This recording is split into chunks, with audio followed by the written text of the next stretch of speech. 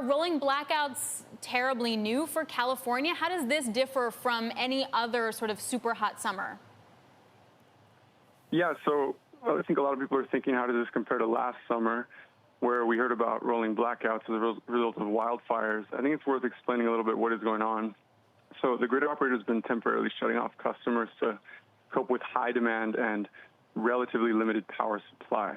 There's been millions of customers impacted in especially the evening hours, and we're expecting this through Wednesday to continue. And the load shedding, what does it look like? Well, from the grid operator's perspective, it's extremely challenging to deal with a shortage of supply. What we saw last year was more of a wildfire risk on the transmission system.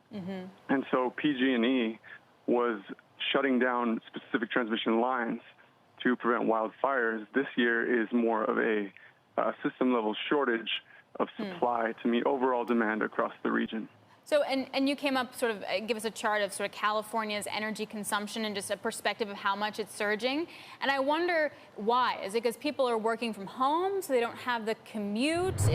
Is because offices are going to buy power differently? Yeah, so we've done a lot of analysis on the actual demand patterns. There's definitely been changes as a result of the pandemic and people being at home.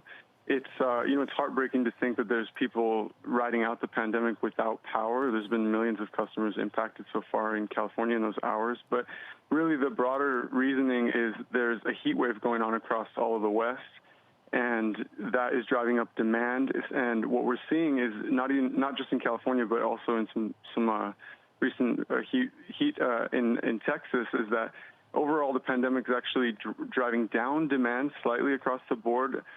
Gross demand, but peak demand is staying pretty robust. So the grid operator still needs the whole fleet of resources to be able to meet these tough hours. And unfortunately, they don't like to do it, but one of their last resorts is to cut off customers in a targeted way. It's worth clarifying as well, this is not a catastrophic type chain reaction blackout. It's more of a use of cutting off customers almost as if they were power plants by reversing that demand growth.